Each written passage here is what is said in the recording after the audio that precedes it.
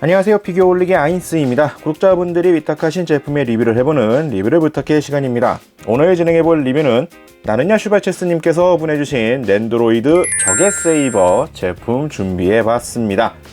먼저 제품에 대한 정보를 살펴보면 발매는 2018년 8월, 가격은 5,500엔입니다.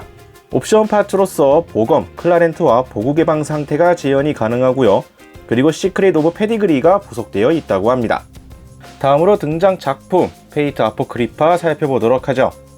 2차 세계대전의 혼란을 틈타 어느 마술사가 후유키의 성배를 강탈하고 몇십 년의 시간이 흘러 그 성배를 심볼로 내건 위그드 밀레니아 일족은 마술협회를 배반하고 조직의 독립을 선언합니다.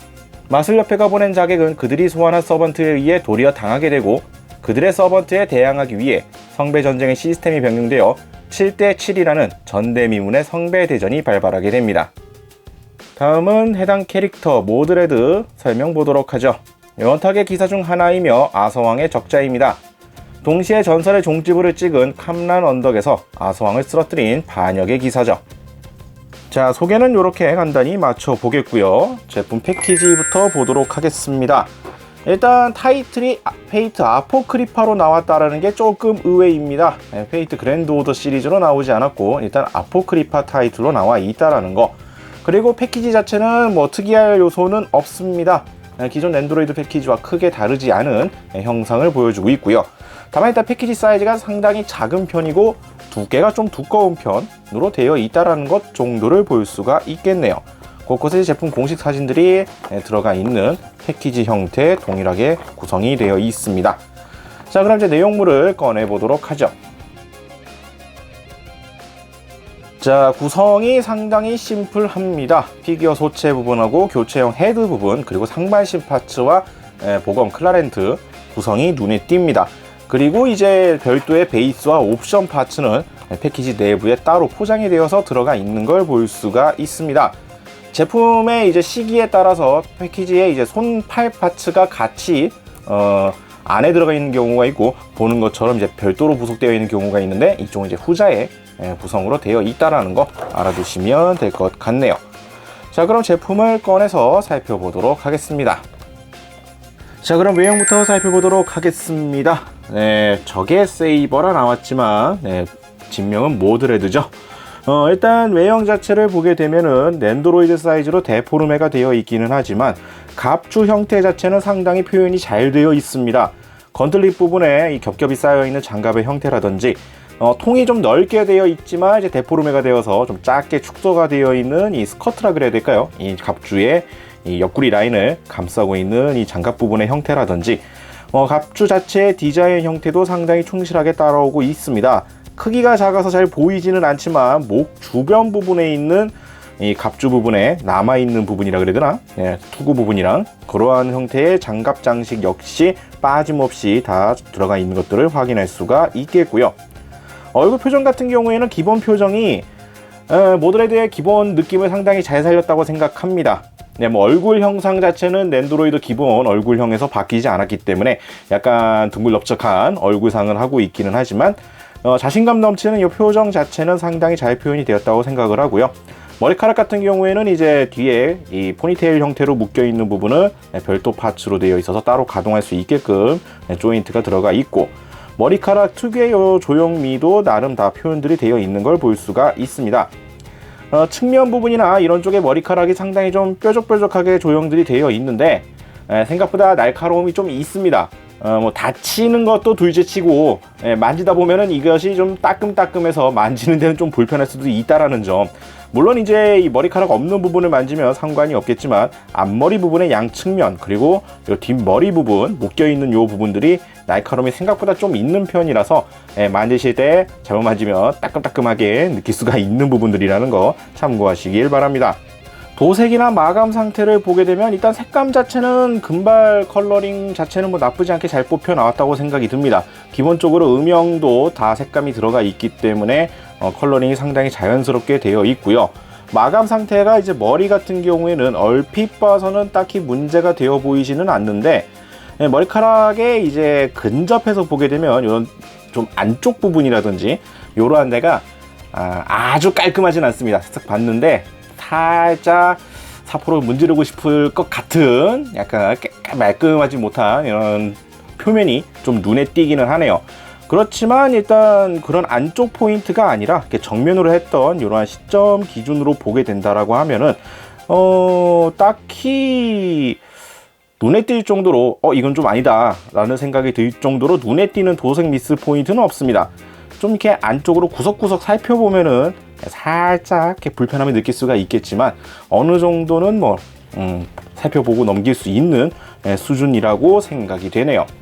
개개인의 만족도는 약간 차이가 있겠지만 개인적으로 볼 때 이 정도는 뭐 낸드로이드 사이즈 제품 내에선 그래도 허용 범위 정도라고 볼 수 있을 것 같습니다. 자, 그리고 이제 갑주 같은 경우에는 기본 컬러 자체가 이제 메탈릭 컬러감이 상당히 잘 들어갔습니다. 약간의 이제 어차피 플라스틱이긴 하지만 이러한 질감 표현이 잘 반영이 돼 갖고 금속 느낌은 상당히 잘 반영이 되어 있는 갑주 상태를 보여주고 있고요. 역시나 도색 포인트를 보게 되면은 이쪽도 딱히 눈에 띌 만큼 심각한 하자 포인트는 별로 보이지는 않습니다. 특히나 이 메탈 컬러 같은 경우에는 흠집이 난다면 이제 티가 바로 날 텐데 딱히 그렇게 눈에 띄는 포인트는 보이지는 않고요. 그리고 살펴보다가 또 의외였던 포인트라고 한다면 갑주 양쪽 사이드 부분이 개별 파츠로 되어 있기 때문에 움직임에 맞춰서 같이 연동해서 움직이게 할 수 있다라는 점. 그냥 세워둘 때라면은 이게 딱 고정되지 않고 약간씩 움직이기 때문에 딱 자세 잡고 세울 때에는 불편할 수가 있겠지만 여러 가지로 만지작 할 때에는 이렇게 좀 유동적으로 조절을 할 수가 있는 구조가 되어 있다라는 거 참고하시면 될 것 같고요.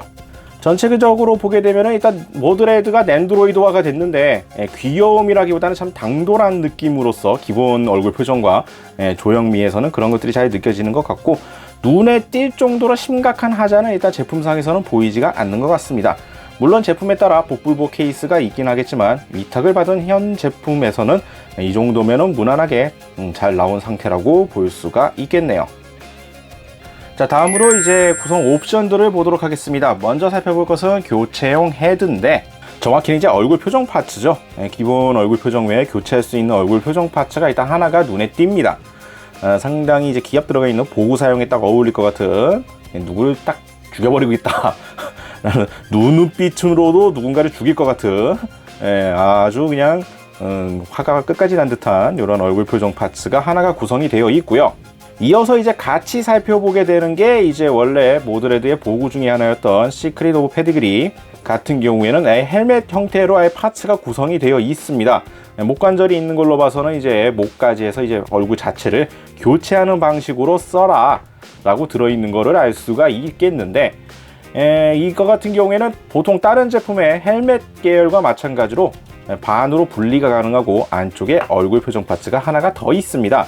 그렇기 때문에 모드레드의 얼굴 표정 파츠는 총 3가지를 사용할 수 있게끔 구성이 되어 있죠. 얼굴 표정 파츠만 분리해서 원하는 표정 형태를 골라가지고 사용할 수 있게끔 구성이 되어 있고요.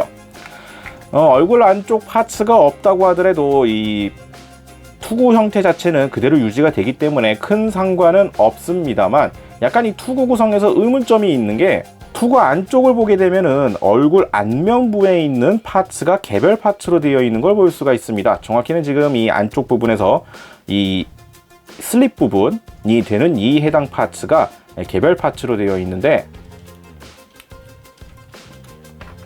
자, 분리를 하면 이러한 형태로 안쪽에 슬립 부분이 분리가 됩니다. 근데 이걸 왜 했는지 별로 이해가 가지를 않네요.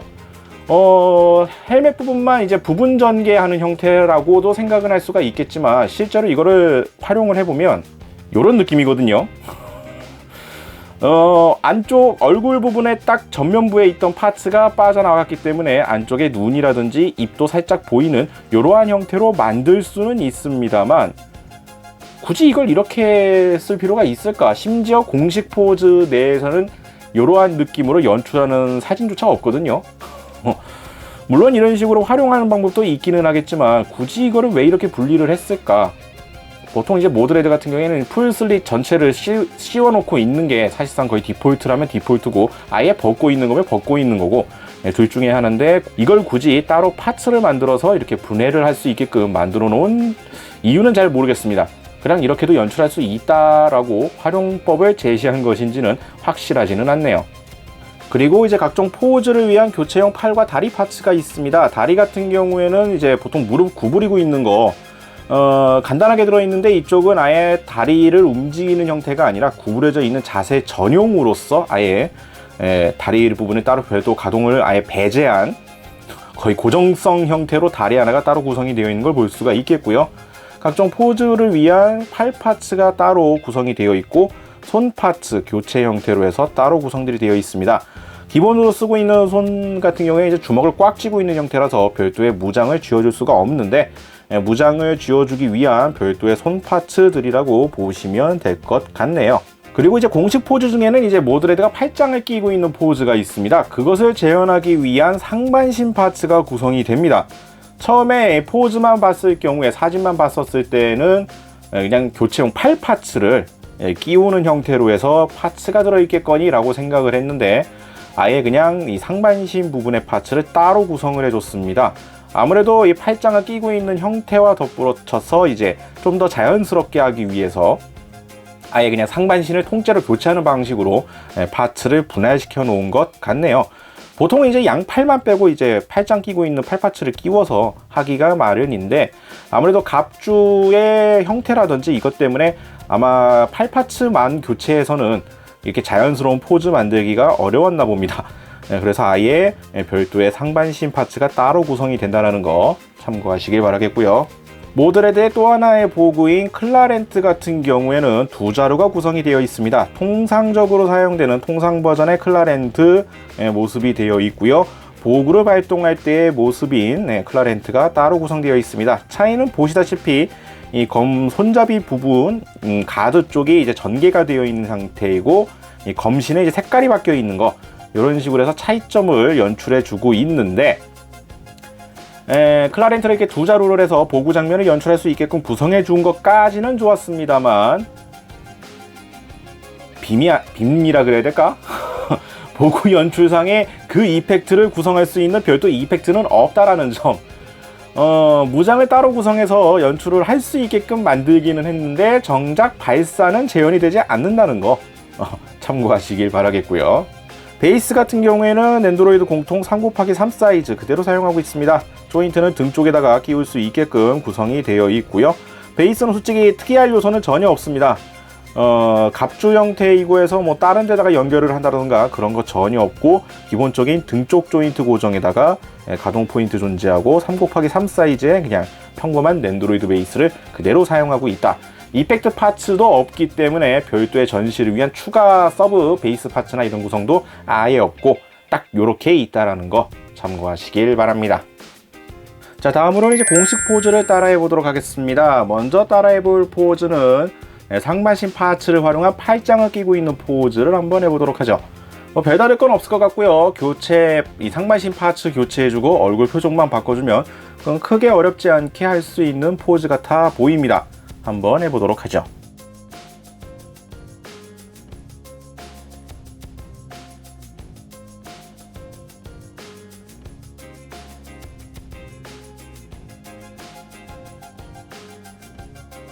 자, 포즈를 대략 이런 느낌으로 잡아볼 수가 있을 것 같습니다. 상반신 팔 부분, 흉부 조금 윗부분 기준점으로 해서 상반신 파트 바꿔주고 얼굴 표정 바꿔주고 하면 간단하게 만들 수 있는 포즈이고요.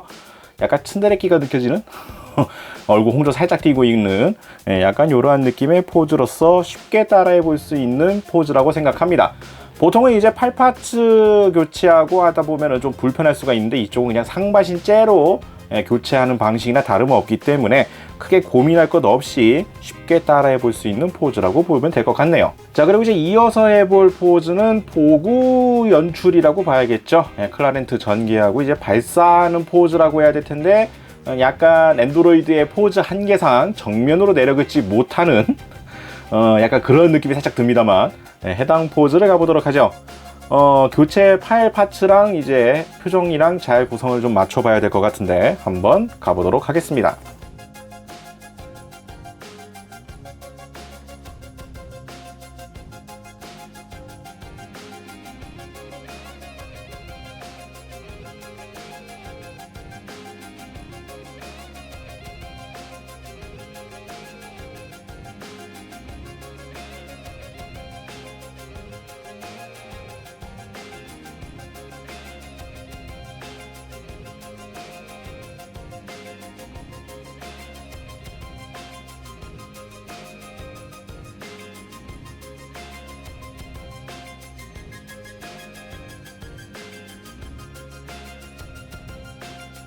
자, 대략 이런 느낌으로 따라해봤습니다. 완전히 똑같이 따라하는 데는 조금 어려운 것 같네요. 이게 뭐라고 해야 될까, 교체해야 되는 팔파츠 각도라든지 이런 거 맞추는 게 조금 헷갈립니다.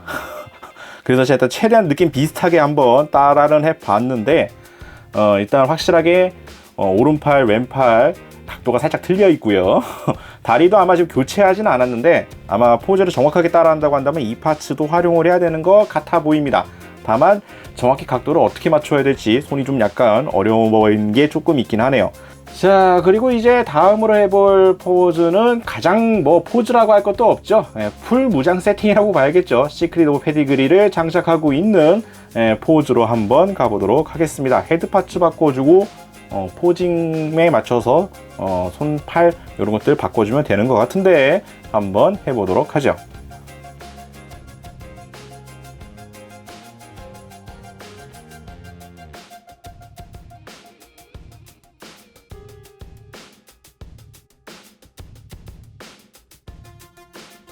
자, 대략 이러한 느낌으로 따라해봤습니다. 포즈 자체는 솔직히 어려울 부분이 없다라고 생각은 되는데 한 가지 포인트가 있네요. 검을 이제 잡고 있는 건데 지금 제가 보고 있는 손에서는 이제 편손을 형태에서 이제 가드 부분에다가 이렇게 딱 얹어서 잡고 있는, 이렇게 손잡이를 이렇게 꽉 쥐어서 잡고 있는 게 아니라 가드 부분에서 이렇게 딱 쥐고 있는 형태로 잡아주는 포즈인데, 아시다시피 랜드로이드 손의 사이즈와 구조상 약간의 편손 계통의 요 손으로는 검을 잡아줄 수가 없습니다. 정확히 말하자면 고정이 안 됩니다. 이 손으로는 고정이 안 돼요. 검을 세울 수가 없어. 지금 그래서 약간의 편법 같은 느낌으로 베이스의 이 조인트 부분에다가 검을 이제 비치를 하고 그 위에다가 손을 걸쳐두는 형태로 해서 이런 식으로 검을 이렇게 세워둔 형태로 맞춰놓기는 했습니다만, 공식 사진에 있는 것처럼 하려고 하기에는 조금 고정적인 부분에선 한계가 있는 포즈가 아닌가 생각이 되네요.